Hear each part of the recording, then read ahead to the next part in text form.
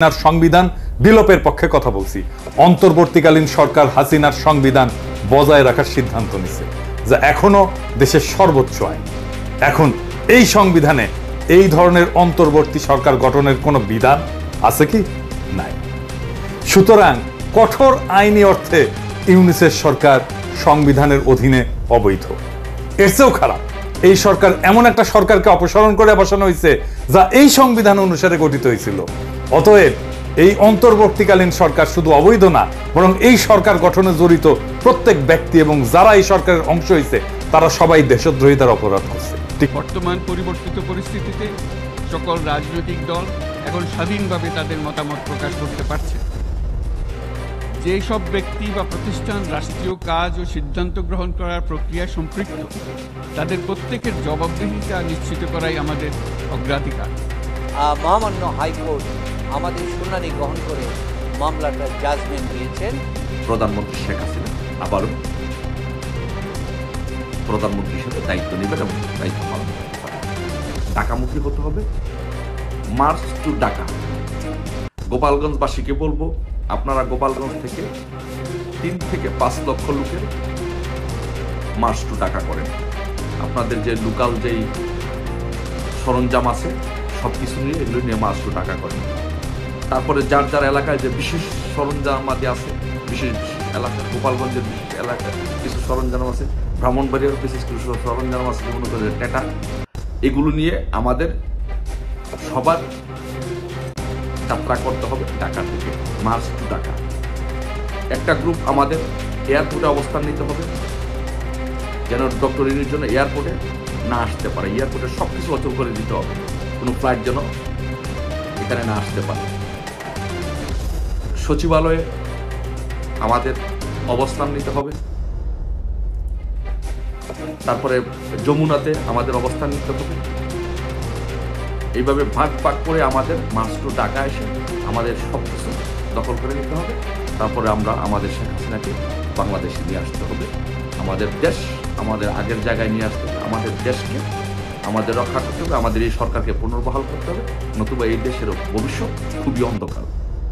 আসসালামু আলাইকুম প্রিয় দর্শক, আশা করছি সকলেই ভালো আছেন। প্রিয় দর্শক, গুরুত্বপূর্ণ একটি তথ্য নিয়ে আসলাম আপনাদের সামনে, সেটি তুলে ধরবো। প্রিয় দর্শক, ডক্টর মোহাম্মদ ইউনূসকে দুনিয়া থেকে বিদায় করে দেওয়ার জন্য পায়তারা করছে কিছু দুর্বৃত্তরা। প্রিয় দর্শক, তারা সুযোগ খুঁজছে অনেকদিন ধরেই। যখন 5 আগস্ট বৈষম্য বিরোধী ছাত্র আন্দোলন হওয়ার পরে, দেশ স্বাধীন হওয়ার পর দ্বিতীয়বারের মতো প্রধান উপদেষ্টা বানানোর কারণে তাকে দুনিয়া থেকে বিদায় করে দেওয়ার পায়তারা চেষ্টা করছে। প্রিয় দর্শক, এদিকে 2টি মামলা করা হলো সে দুর্বৃত্তদের উপর, কারণ তারা অনেক আগে থেকেই ঘোষণা দিয়ে আসছে সোশ্যাল মিডিয়াতে এবং চুপে সারে কাজ করছে। যেভাবে হোক প্রধান উপদেষ্টা ডক্টর মোহাম্মদ ইউনূসকে দুনিয়া থেকে সরে দেবেন তারা। দর্শক, এদিকে 25 ধারায় পেনাল কোডের মাধ্যমে আপনার 307, 499, 506 খ ধারায় অভিযোগ করা হয়েছে। প্রিয় দর্শক, আদালতে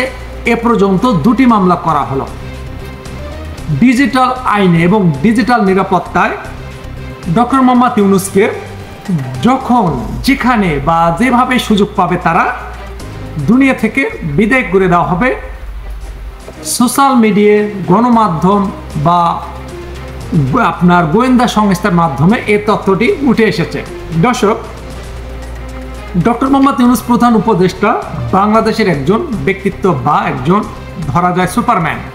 কারণ শুধু বাংলাদেশে নয়, বিশ্বের মধ্যেও যদি সক্রেটিস, আইনস্টাইন, তারপরে আপনার বড় মাপের যত বড় নেতা হোক বা যে দেশের কোনো সরকার হোক, যদি ডক্টর মোহাম্মদ ইউনূস সেখানে যায়, তার আগে সবার আগে ডক্টর মোহাম্মদ ইউনূসকে সালাম দিতে হবে এবং দাঁড়াতে হবে, এবং ডক্টর ইউনূস তিনি সিটে বসবেন, তারপরে অন্যরা বসবেন। তার আগে তারা বসতে পারবে না, কারণ এমন একজন ব্যক্তি এবং স্বনামধন্য জ্ঞানী এবং নোবেল বিজয়ী এবং একজন সেই সম্মান ব্যক্তি।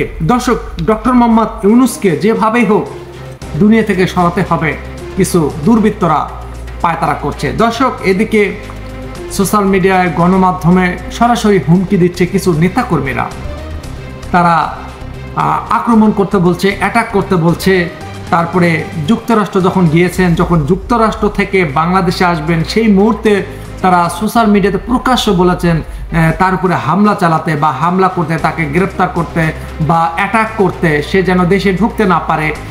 তার হচ্ছে যুক্তরাষ্ট্র ঢোকার অনুমতি নেই, যুক্তরাষ্ট্র যেহেতু সে ঢুকেছে বাংলাদেশে ঢোকার সে অনুমতি পাবে না। আর এই প্রধান উপদেষ্টাকে যেভাবে হোক তারা চাইতেছে যে দুনিয়া থেকে বিদায় করে দেওয়ার জন্য, কারণ তারা চায় ক্ষমতা। আর এই ক্ষমতা ধরে রাখার জন্য যদি ডক্টর মোহাম্মদ ইউনূসকে দুনিয়া থেকে বিদায় করতে হয়, প্রয়োজনে সেটাও করবে তারা এই কাজটা। দর্শক, তাহলে দেশের রাজনীতি বা দেশের অরাজনৈতিক পরিস্থিতি, দেশের গণতান্ত্রিক, দেশের রাষ্ট্র সংস্কার দরকার নেই, দরকার হলো ক্ষমতা। তারা চাইছে ক্ষমতা, দেশটাকে লুটে পুটে খাবে। দেশের যে জনগণের টাকা রয়েছে, জনগণের টাকায় তারা ট্যাক্স নিয়ে সেই টাকাটা তারা খাবে এবং সেই টাকারই অস্ত্র কিনে জনগণের বুকের উপরে সেটা ব্যবহার করতে চায়। দর্শক, আর এই কারণে যখন গণমাধ্যমে এই বিষয়গুলো ছড়িয়ে পড়ে এবং আপনার গোয়েন্দা তথ্য জানিয়েছেন যে অনেকেই উঠে পড়ে লেগে পড়েছে ডক্টর মোহাম্মদ ইউনূসকে যেভাবে হোক সুযোগ পেলে দুনিয়া থেকে তারা বিদায় করে দেবেন। যার কারণে এ পর্যন্ত যে দুটো বিষয় প্রকাশ পেয়েছে, সে দুটো বিষয়কে কেন্দ্র করে আপনার আদালতে মামলা করা হয়েছে। কারণ এটি আপনার ডিজিটাল নিরাপত্তা আইন বা ডিজিটাল আইনে তারা কিন্তু অপরাধ করেছে, যেহেতু সরাসরি হুমকি দিয়েছে একজন দেশের সরকার এবং প্রধান উপদেষ্টাকে, আর রাজনৈতিক ক্ষমতা লাভের আশায় তাকে কিন্তু দুনিয়া থেকে বিদায় করে দিতে চায়, যার কারণে মামলা করা হয়েছে। দর্শক, আপনাদের সাথে আবারও দেখা হবে। আপনাদের মতামত অবশ্যই কমেন্ট বক্সে লিখে জানাবেন কোন জেলা থেকে ভিডিওটি দেখছেন। আজ এ পর্যন্তই, আল্লাহ হাফেজ।